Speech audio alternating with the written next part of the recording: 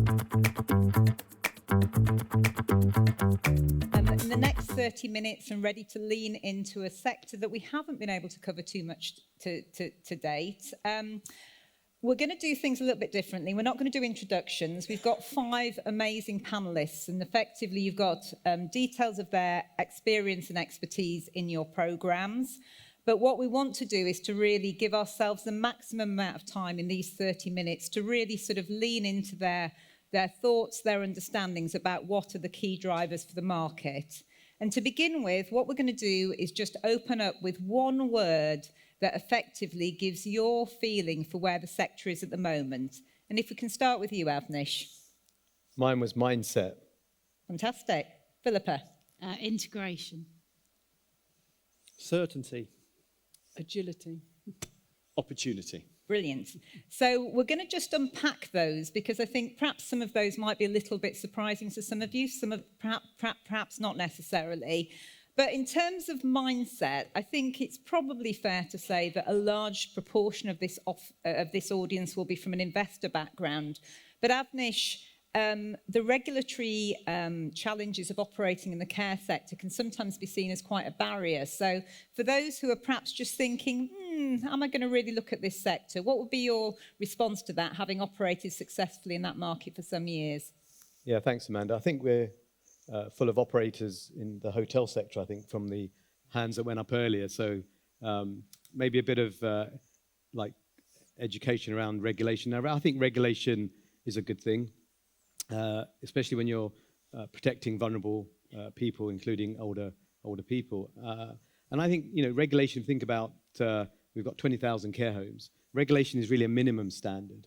And anybody coming into the sector should not be worrying about regulation, but should be seeing that as the syllabus to exceed and go way beyond. And it really helps you then to differentiate yourself when you go way beyond that. For us at Hallmark, we've got strong compliance systems that allow us to understand what goes in our care homes. I'll give you some examples. Over the last few years, we've regulated our own homes to a much higher standard than CQC or the Welsh regulator CIW, on the basis that, that is a minimum standard. And if we're operating at the very top end of the market, our customers expect far more than the regulators would.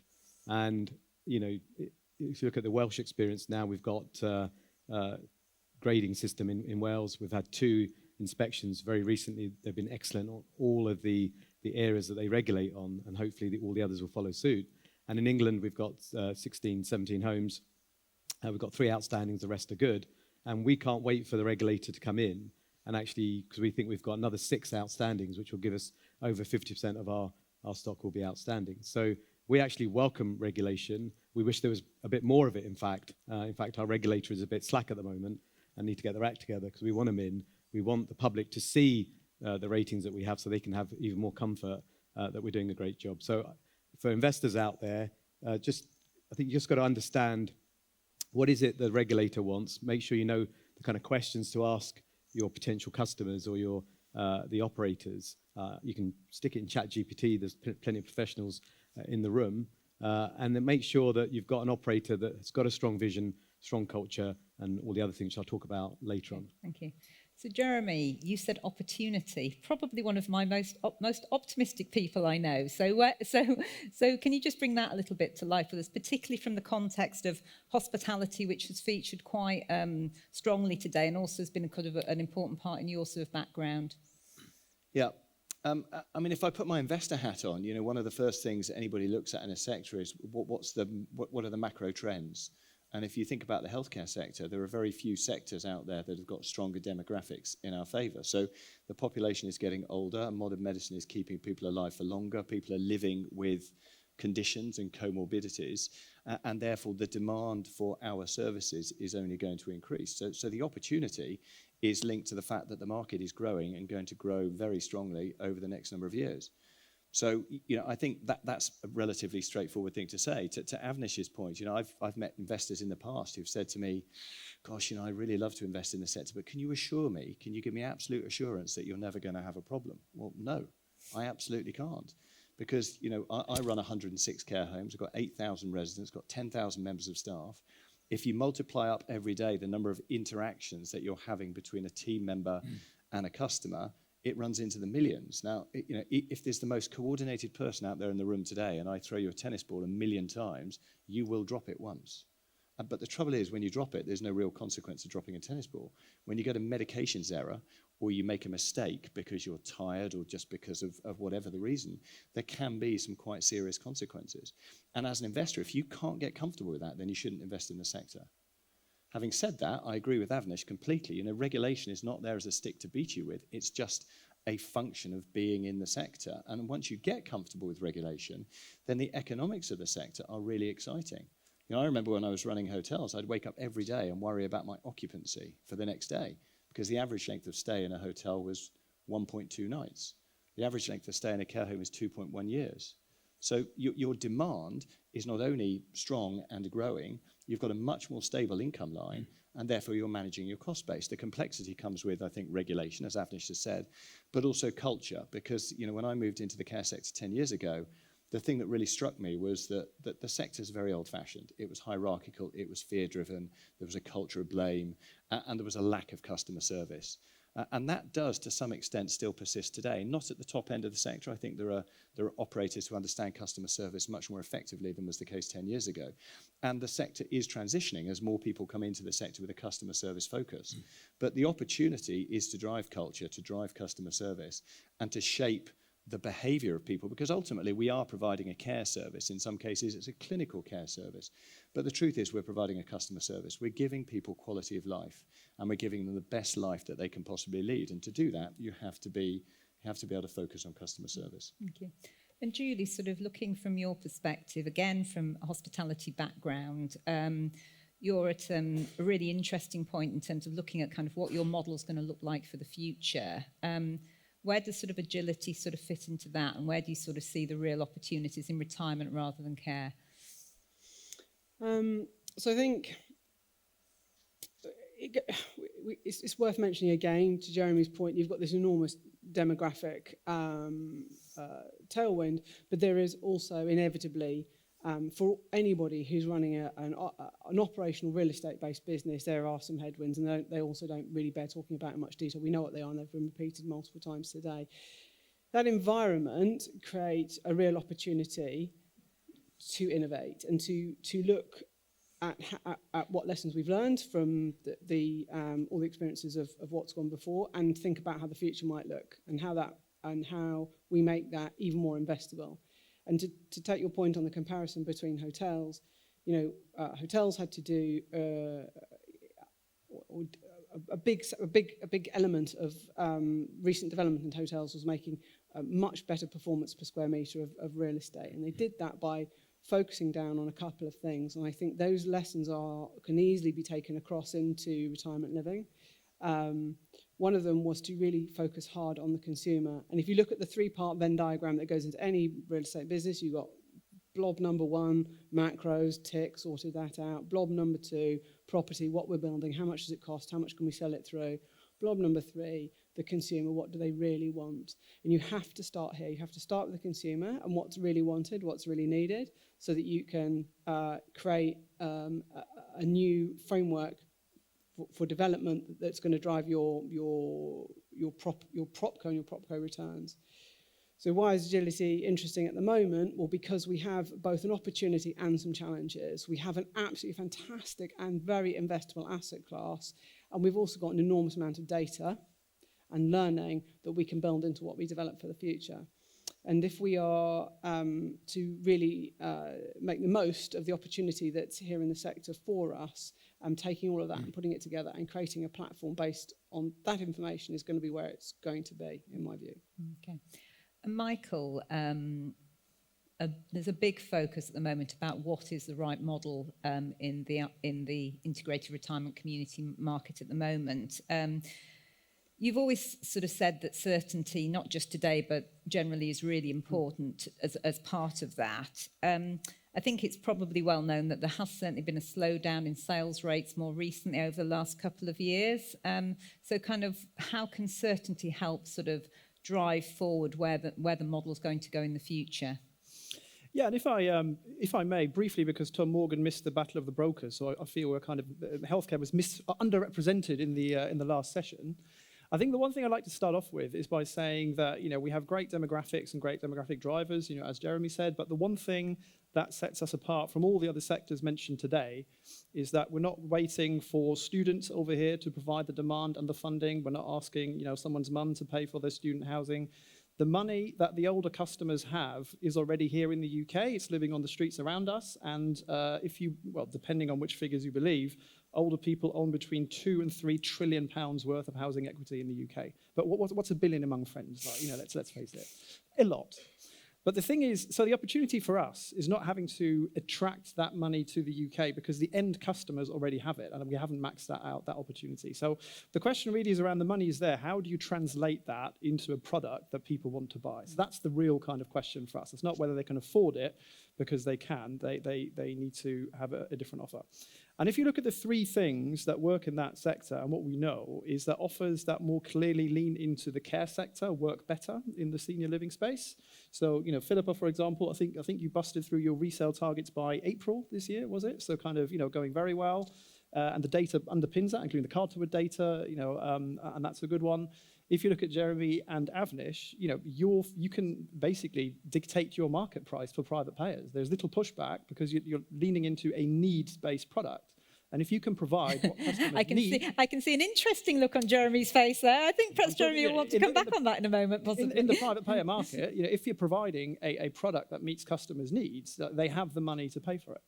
So that's one. Then we're looking into models that effectively match people's capacity to pay. So it's not about selling them an expensive property or just rental, but what can be done in models that are more squarely aimed at what we call asset decumulation. So give me a part of your housing equity and I will give you a good and secure and affordable stay. And the third one is certainty, because what you have to remember, and I think there's been a big obsession about what's the price point in our sector, but ultimately, people don't just move because they can't afford it, because I think the money is there. It's because the financial uncertainty of, on the rental model, it's you worry about running out of money. If you're buying a leasehold property, it's you worry about, will it lose value? Will the service charges go up and whatnot? And the models that we've seen overseas and the models that we're seeing that are polling extremely popularly in focus groups here are the ones where at a very uncertain time in someone's life, you tell them exactly how they can actually afford move to your place, continue living there, and that's likely to be somewhere on the interface that sits between rental and leasehold. And I think that's really where other countries have already gone a long time ago, and that's what we're seeing much more of. Okay. And moving to yourself, Philippa, in relation to integration being the word that you'd mentioned. I think what's interesting is kind of if you stuck really firm to your guns in terms of having that integration between care and retirement at a time when really it probably wasn't flavour of the month. So, and I think that's been very successful. So if you could just kind of unpack that a little bit as to why that was the right strategy for you and how it's come good now. Yeah, so we've got 10 villages and they all include a mixture of housing and then the care floor. It wasn't always popular with some people, partly because of the whole regulatory and the funding. But it's also, to some people, the view of when they come to a nice retirement village, they don't necessarily want to see their future, which is the care side of it. But we stuck to our guns, we completely integrate them. And what we found is, because people are often on a different journey as a couple, one may be requiring more care than the others and things like that. It gives people an opportunity to either plan ahead. So a lot of people do plan ahead, particularly if they live on their own or they're a couple and they don't have family and friends nearby. They sort of plan ahead and they move into one of our villages because they know if they do need that care at any point, it's available for them. And then we do get a lot of couples where one of them needs more care than the other. And also people sort of think, well, if I die, is my partner going to be okay? Living on your own in a house, if you've been in a relationship for a long period of time and suddenly you're on your own, it is very, it's very difficult for people. So people sort of move in knowing if one of them dies, the other one is already part of the community. So I think it is the right model. I'm not saying it's for everyone, because clearly it isn't, but it's definitely been proven to work overseas. I think New Zealand's now 70% have that model. So I do think it's a way to go forward, because people know them for certainty. They can stay in the same place, and they build those relationships with the staff, because as you say, it's all about the people. And once you build a relationship with everybody within that village, you feel really safe at a time in your life where you are starting to get challenges, and if you fall and things like that, that's when the decline really happens with individuals. So we've got lots of falls group, people mix between the care floor and the villages and really support each other. So definitely I think it is the right model for us, absolutely, but not necessarily for everyone. No. I'm going to come back, Jeremy, because obviously when Michael very kindly said that you could actually name your price in relation to care homes, I mean, I've got to say, if that's the case, that's got to be the market that everybody in this auditorium is going to be in. So is that the case? Can you name your price? And Avnish, is that because it's need-based, so ultimately the sky's the limit? Well, no, the short answer is no, you can't. However, I understand where Michael's coming from. So there is much greater flexibility. So the funding model in social care is really split, and I'm being slightly binary here, between underfunded local authority care, which is really what Michael was referring to, and private payers who cross-subsidise indirectly or directly the fact that local authorities don't pay enough by way of fee. In terms of, so you therefore do have greater elasticity or ability to charge more through a private fee. But the point that I would make is that there are two things that prevent you from, market gouging, which would be inappropriate anyway. One, you've got to be able to look yourself in the mirror and say, I provide a service that provides value for money. And if I can't do that and the team can't do that, then ultimately you can't get away with it. And second, the market is increasingly competitive because it's attractive for investors.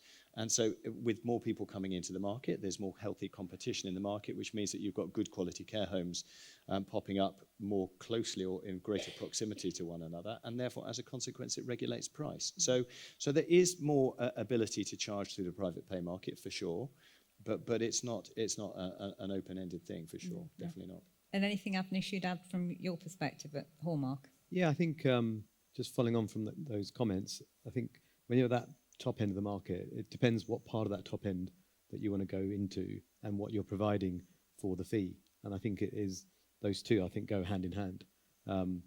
We've tended to go for the upper end of the market where we can charge a bit more, but then we can provide high level of service. We can have higher team levels, we can have a better food offering, more lifestyle programs and so on and so forth. The question then is, how do you make sure that your customers know that and they can see the difference between yourself and someone, a home that maybe kind of looks similar down the road, but you can then differentiate your product. And that's the key. Because, there's a marketplace, as there is in every marketplace, of people who want, who want different things. And we're trying to cater for a particular part of the market. We've done pretty well on that side. Okay. Well, we're going to open it up to questions now. So it'll be good to just get some audience participation, because I know, Andrew, you're keen for that to be as much as a part of the afternoon session. So is there any question that anyone would like to raise with any of the panellists? Oh, here we go. Lady with the white jacket. Oh, sorry. Oh, sorry. They've both got white jackets. Both ladies. Well, just a general question, as we sort of as a country move forward to the position where we may be able to choose end of life, does that positively or negatively impact your businesses and your model? Could you just say that again differently? Assisted dying. Sorry. So we're moving forward to, assisted dying. Assisted dying, right.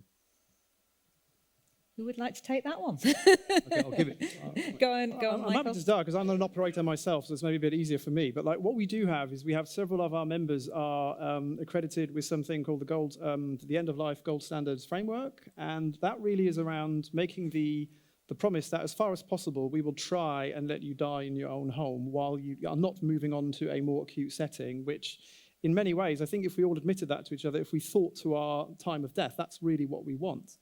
And I would say that the inability to actually pinpoint the exact time of your death and potentially saying, this is something that we'll try and do for you, I can see that actually apparently in feedback has been that that's positive. That's not really about assisted dying. Because someone once told me, this was a salesperson, and they said that they assume, or they work on the assumption that when an older person sees the show apartment in a retirement community, quite often they will probably think that that might be the bed where I might die. I think it's a very emotive topic, of course, but I think it's quite hard to deliver, of course, like, because you need district nurses and everything else. And I think if you're running a care home, you're probably better suited at doing this. But I would say, providing that certainty that, look, this is the last place you need to move to, even if you don't have care needs, if you develop some, we'll care for them. But even in those final days, we'll be there for you. And then you can pick the point of your choosing. I could see that as a positive. That said, I'm not sure whether members will be sticking that in their marketing collateral anytime soon. Can I just jump in and add, in our care homes, we are creating a sense of excellence in terms of end-of-life care, because there is a whole set of training and specialised things that one needs to do, and we need to face into that. And sometimes our sales and marketing team think how we're going to market that, but we really do need to face into that and take it on. Jeremy, I think you're about to say something. I think it's a really interesting question, and on the way here, I wondered if anybody was going to ask that question today. Honestly, I think it's hugely problematic, and I think we are opening Pandora's box. Where do I think it's going to end? I don't know. Do I think we should be doing exactly the things that Avnish and Michael are talking about, which is providing really outstanding end-of-life care? Yeah, absolutely, I think we should.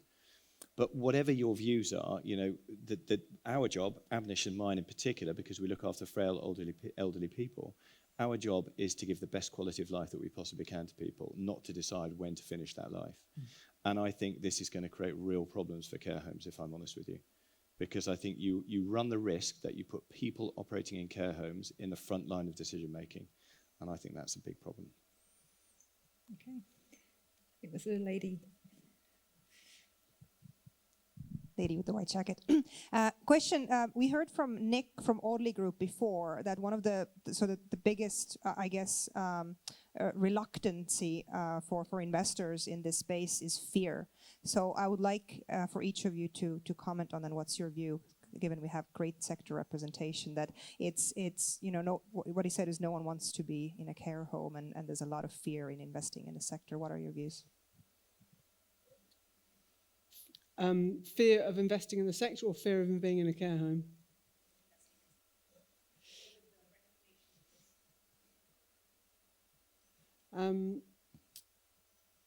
We've touched on this a lot in terms of working in a regulated environment and the challenges that brings, and why that's a good thing, not a bad thing. There's risks in any operational real estate, and regulation exists in actually quite a lot of operational real estate. So does that fear exist? I think it absolutely does. I'm not sure that some of the fear-based challenges that are in our sector are entirely about the regulation. I think some of them are about the nascency of the sector. And when I speak from the retirement community side, it's partly, yes, there's concerns about the reputational risk. There's no question that exists. But we also need to keep moving in terms of producing strong outcomes, good case studies, customer satisfaction outcomes. We need to create demand. We need to be more vocal about the demand that's there in the sector, because underneath it all, we have absolutely the strongest demographic demand ever, and we're going to have to get over the risk. Can I just add, fear, false evidence appearing real. Obviously, you've got to pick your operator, come and see what we do, and Jeremy similarly, and then we can take you through. Of course, in every sector, there's going to be risks, but you've got to manage those risks, and I think those risks are worth managing. And when you deliver the quality of care and the impact that you have, the satisfaction you get, and Simon Sinek talks about your why, that far outweighs the risks of that reputational risk. And Philippa, from your perspective? Yeah, I was just going to add to that. I think it's a lack of understanding of what the sector actually is. I think there is a fear of care homes, but actually when you understand how care homes do enrich people's lives in a way that people, I don't think, understand. I think they have a very 1970s view of a care home. It's not like that. Our NPS in our last round was 92. I mean, that's phenomenal. It's amazing. And it is to show that actually it's all about how you help people to live well. And I think investors don't necessarily understand that part of it. They think it's just, like God's waiting room. It's not like that. And I think that us as an industry have to get that message out there that actually there's lots of positives. I know lots of people that have moved into the care home that have they think it's the best decision they've ever made because they don't feel guilt, that their family looking after, and they enjoy the last few years of their life in a safe environment. So I think it's up to us to really get that across, that it isn't what people perceive, and actually there's so many positives in the industry. Just ask for a show of hands. How many people have actually been into a care home in the last 3 or 4 years? So actually, it's a fair proportion, and I wonder how many of those care homes have actually opened within the last couple of years. Were they older? So who's been to brand new ones? So it's still quite probably less than half of the room. And I think the one thing I would say, having worked in the sector for the last 30 years, it has absolutely revolutionised what facilities are like. And I would be delighted to live in any of the services, be that in retirement or care, because they are exceptional. And you really can't have a better place to be. But it is often a thing that you aren't choosing because, as we were talking about earlier, Jeremy, it's something that actually you're at that particular stage in your life, those last 12, 18 months, which, all of us want to kind of continue to be able to go on and on, really. Any other sort of questions? The lady with the white. Yeah, and then the gentleman with the blue top. Hi. Just a quick question really on when you refer to the demographics, your demand, where it's coming from, what specifically is your demographic in terms of, the age brackets? And particularly, as you say, the offering is changing, you're looking at different product offerings. Is that changing with it as well? Is the demographic getting bigger or moving at all? If I make a quick start on that, I think the senior living sector is often misunderstood as this 55-plus market, which is complete nonsense. So the IIC sector that we work in is 75-plus, and that's a realistic expectation. I think the average age of people moving there is actually 79 to 80, and they still stay for between 6 and 8 years. And one thing that I think we need to get much better at is that there is this certain kind of sense that people say, we need to get the 65-year-olds and all that kind of nonsense, because in the end, a 65-year-old and 85-year-old, that's someone's parents' generation. They do not fit together, in my view, and from an operational point of view. And the second one is that you then have this thing of, why don't we get the fit and kind of the healthy ones and we don't want the Zimmers? That's a bit like opening a nursery and saying, we don't want the babies because they're like, they're a nuisance. We just want the ones that are potty trained and can eat themselves, because we are there to fulfill a need. And I think there is nothing to be ashamed about of having schemes full of people in their mid-80s living independently, but being supported in a retirement community to live independently to the rest of their lives. And I think we need to lean much more heavily into that conversation about providing a great service to a group of customers who quite frankly deserve it. And we can't hide away from that care conversation, in my view. And I would add to that, if you look at, so the average age in a care, the average age in one of our care homes is 83, 84. Average age of death in the UK, 82 and a half. 10 years ago, the average age of death was, I think, 75, 76. So people are living for longer, and as they live for longer, so acuity increases, so the level of need in people. So I think part of your point is that the services that we're providing are having to cater for people at higher levels of acuity. And that acuity now runs all the way through the system. So in a care home, if you look at a care home that was built in the 1970s, 80s, the first thing you see is that there were loads of car parking spaces outside. That's because most of the customers in the care home were still driving. Any care home that gets built today, there are about 6 car parking spaces in there for the staff, because the average customer in a care home can't drive, which is one example of the increasing levels of acuity. And that then works its way down the sector. So, retirement living really is filling the gap, probably, that care homes or retirement homes or residential homes filled in the 1970s, 80s, and acuity works its way through the system. So we have to adapt our services, recognizing that people are becoming or living longer with more conditions. And I think the lady's question earlier about fear, part of the fear is driven by the fact that it's really uncomfortable to walk around a care home if you're not used to it and see people who are ill, who are struggling, who have got challenges. What I would say to any investor is, the more time you spend in this sector, the more it becomes a real privilege to be part of that. Because to be serving people and making a real difference and knowing that what you're doing is investing and making a difference to people's lives, I think is extraordinary. And can I just add, the average age is going up, and Sarah in the audience over lunch told me to tell everyone this, that, you know, the average age is going to be 90 over the next X number of years. So, you know, many of you in this room are going to be living to 90 plus. So we're going to need more and more of these communities to support older people, not less. So the demographics are absolutely there, and we need to face into that. Yeah. I think we've probably got time for one more question. The gentleman, oh, he's got no microphone. Might have to shout, I'm afraid. Oh.